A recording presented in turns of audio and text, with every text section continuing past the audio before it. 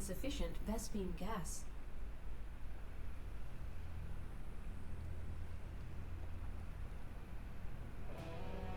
This says 4, but I'm actually getting 5.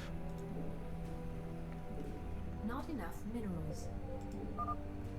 The Zerg severely outnumber the Protoss forces. It is likely the Protoss will fall shortly. But here's the plan.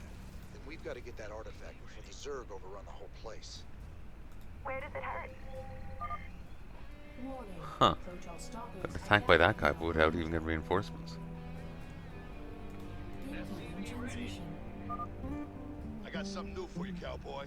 Marauders. The latest word in big bada boom hardware. I ain't sure this is the best time to be experimenting, Swan.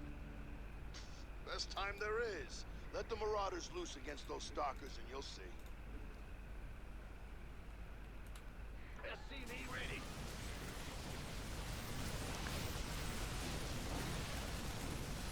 Okay, shrapnel grenade. 100% splash damage surrounding target. Effective against light units, no longer effective against armored. Versus enable weapon to target nearby secondary target, but slower attack speed. Cannot shoot same enemy twice.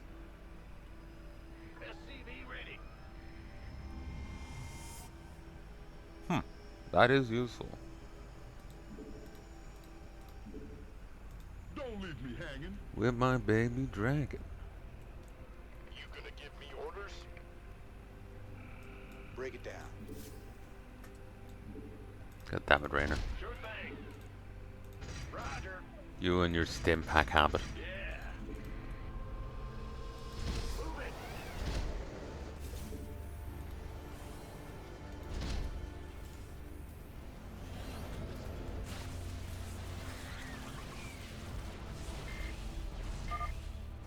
Warning.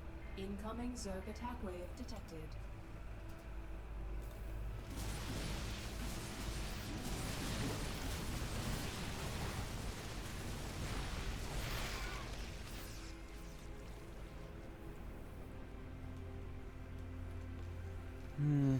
This twin targeting it basically means that each marauder can do the job of 2 marauders. At least until there's only 1 target left, in which case they fall back to 1 guy.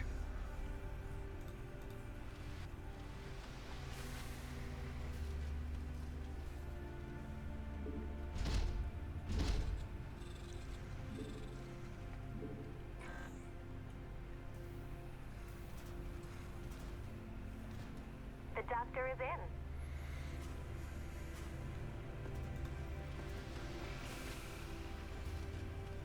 Add-on complete. Oh jeez, you really cranked these out. 15 seconds? It's about to get heavy.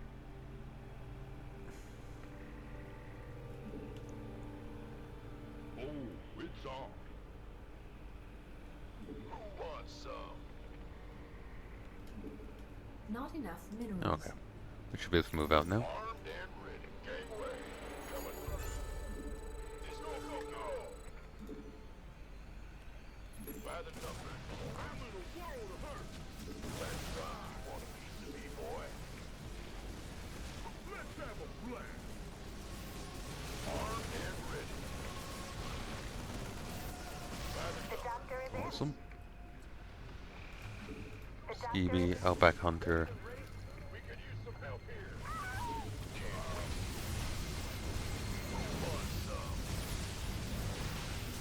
Kaboom, baby!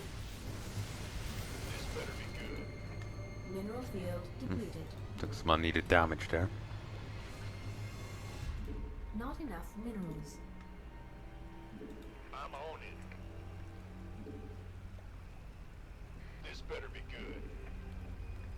You gonna give me orders? You got it.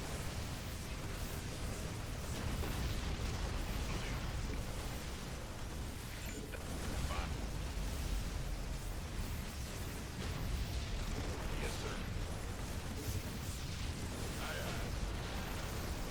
Armed and ready. Alright.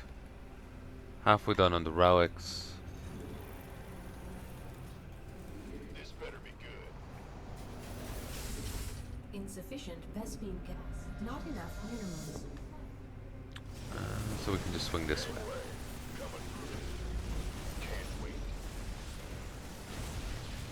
Additional supply depots required.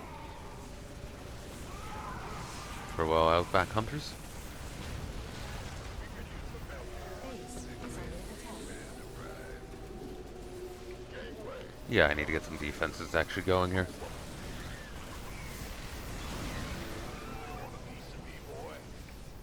This better be good. By the numbers, boys. Big job, huh? We could use some help here. Will do. Yo. Yeah. By the numbers, boys. This better be good.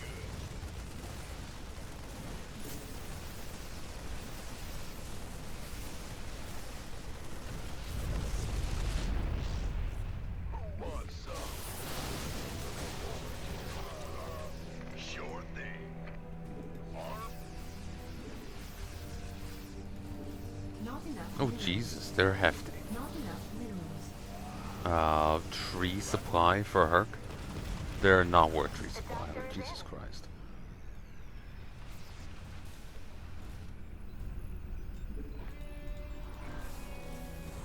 Not enough energy.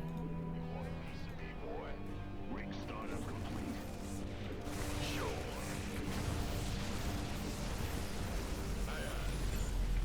Rotors gain secondary attack. Rocket launcher. Huh. It gives them an air attack. Upgrade complete. Don't mind if I do.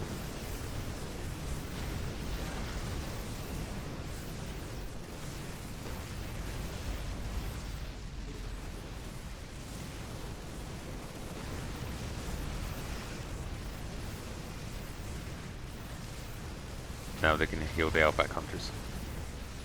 I thought they already had that, The doctor but only is in. these did.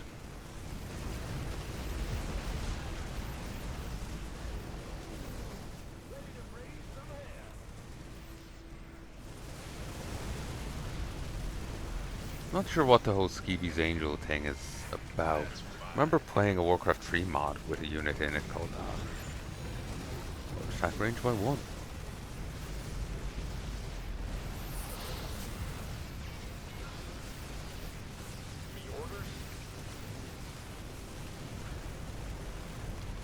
We got time. We'll clear out here.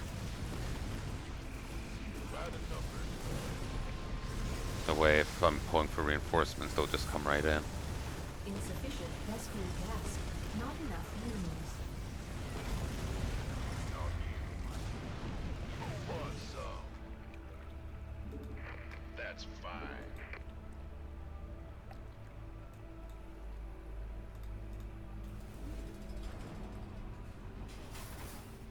The Grim Reaper has arrived. Mineral field. What the?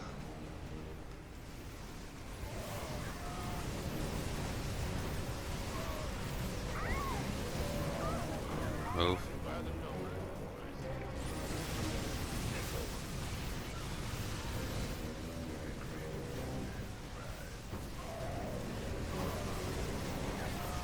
Upgrade complete. They have the Colossi upgrade that leaves the fire on the ground. I don't think they normally have that.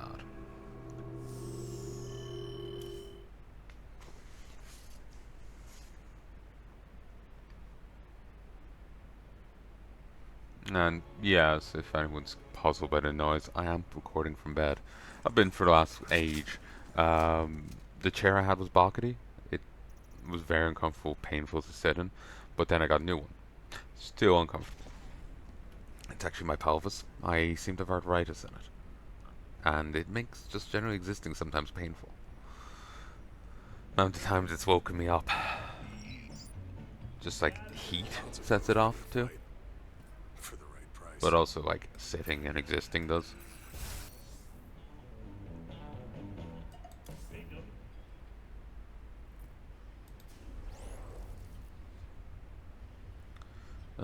increases Marauder and Firebat range by 1. And it's the...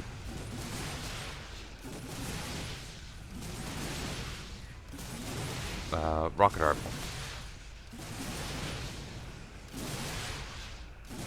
It says fires alongside main weapon, but it will actually fire separately. Like, I had my Marauders moving, and the thing was still firing. So, they was mentioned the diamond back there. Yeah, it's There's a real connected. gas on Battleship. It's Protoss Diamondback's fire on call it move. the This Great is fire on move. Creation. They think it be a gift from their gods. Here we go. I made a point before, and I'm wondering how fair is it to say. This is going to be a bitch to cut into a separate episode. You know the Tal'Darim. Well, you know the Xel'Naga. In StarCraft 1 and the older war, let's split it into old war versus new war with SC2. Would it be fair to view the Xel'Naga as like a ancient precursor race? And I don't mean gods like they're depicted in SC2, but I mean like, you know how the Protoss are an older race compared to humans, and they're in a lot of ways more advanced?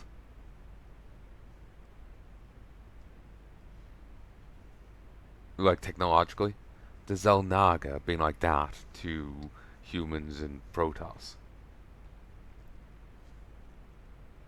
It would make more sense as to how the primitive Protoss and primitive Zerg were able to overwhelm so many of them and kill them.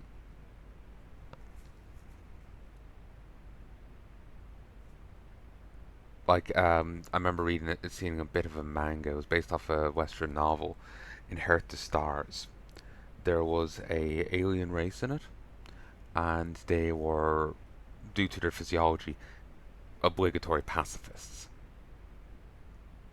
The slightest impact, slightest tussle could actually rupture poison sacs inside of them. So it pushed them to being very pacifistic. And as such, in a fight with a savage, well, with a primitive species, they will be easily overwhelmed. The poison sac was a holdover from when they were an animal. If another animal attacked them, the poison sac would rupture. Like, you know, like they were dead because they were attacked, but now the attacker would be killed because of the poison sac. So it would be a trade. So, but so the species as a whole survived, but the poison sac remained, and it stayed an issue to them.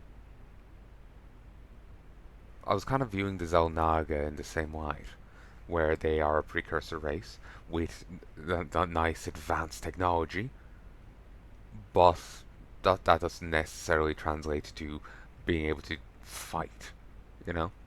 They ended up flimsy. The primitives ended up being more than capable of just throwing down with them, despite the technological difference.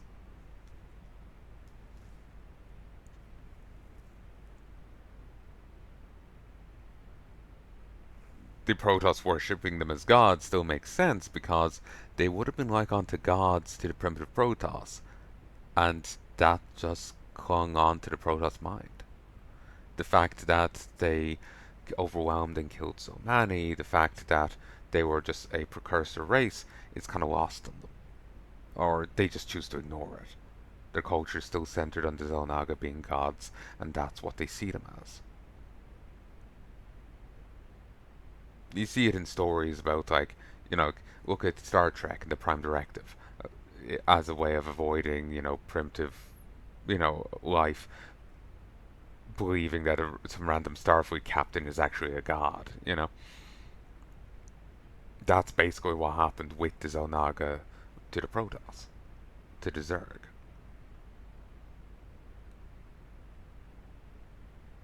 That's how I took the Xel'Naga. Then SC2 made them much, much more. But and much, much less. But yeah, that's just an idea I've been floating. If you have any opinion on it, please let me know. I've said it a few times before, but always handy to say it a few times. You never know what video will get a ton of attention. So basically, the Xel'Naga of SC1 come across more, the little bit I've seen of them, ends up giving the image of a more like a precursor race, rather than the SC2's Void Gods thing, you know?